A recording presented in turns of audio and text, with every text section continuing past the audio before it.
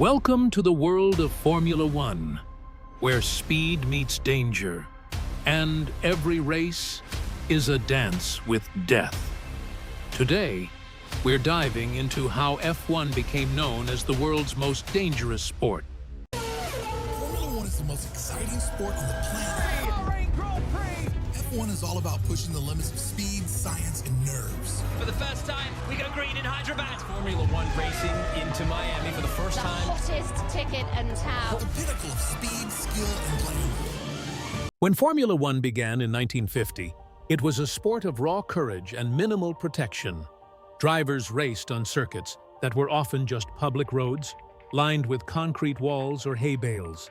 Speeds topped 150 miles, but safety was an afterthought. No medical backup, no crash barriers, and simple cork-lined helmets. The result? A staggering 15 drivers lost their lives in the 1950s alone.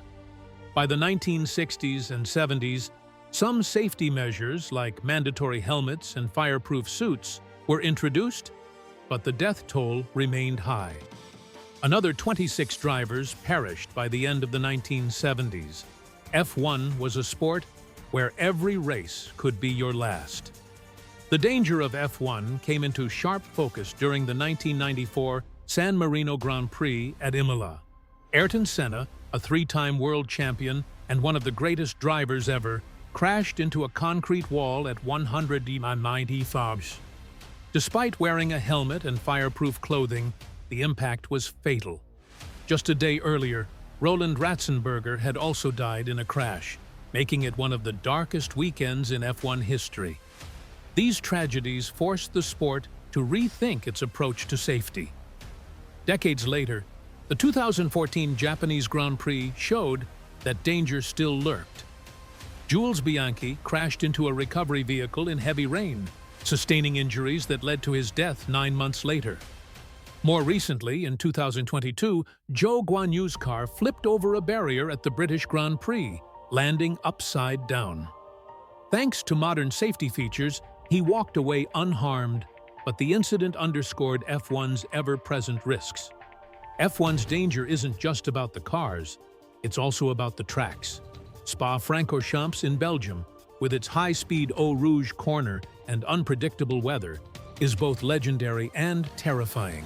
It's been the site of multiple fatal accidents, including Antoine Hubert's in 2019 during an F2 race. Suzuka in Japan, with its unique figure-8 layout and the high-speed 130R corner, demands absolute precision. It's where Jules Bianchi's fatal crash occurred, cementing its reputation as unforgiving. Then there's Monza, Italy's temple of speed, with long straights and heavy braking zones that have seen brutal crashes over the years. These tracks are part of F1's DNA, beautiful, thrilling, and deadly. The tragedies of the past spurred F1 to revolutionize its safety standards.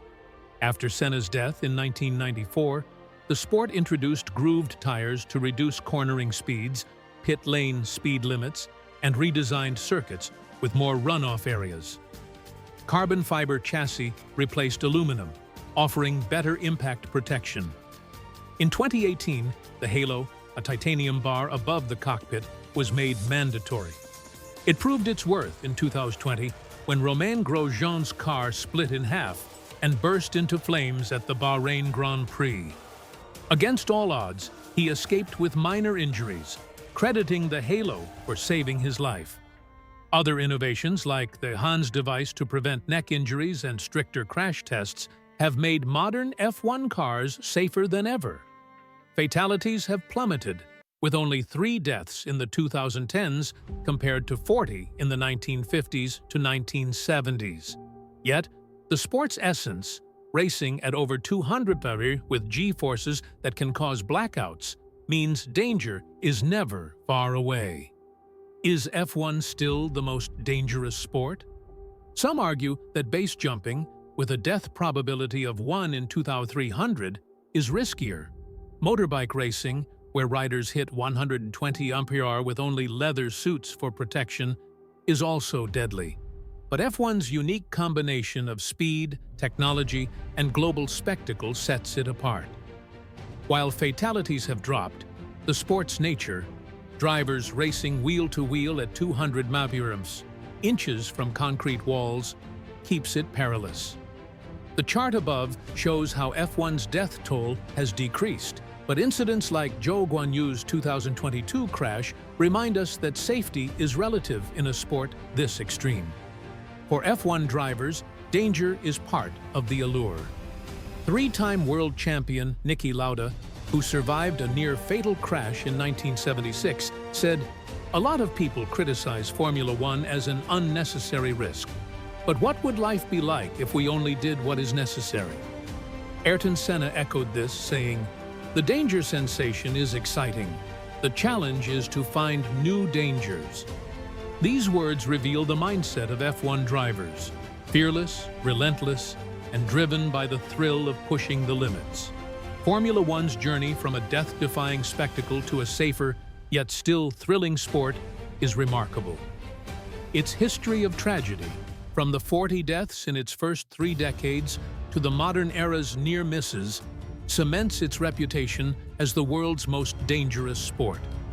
The balance of risk and reward, as Niki Lauda so eloquently put it, keeps F1 at the pinnacle of motorsport, a spectacle where every race is a test of courage, skill, and survival.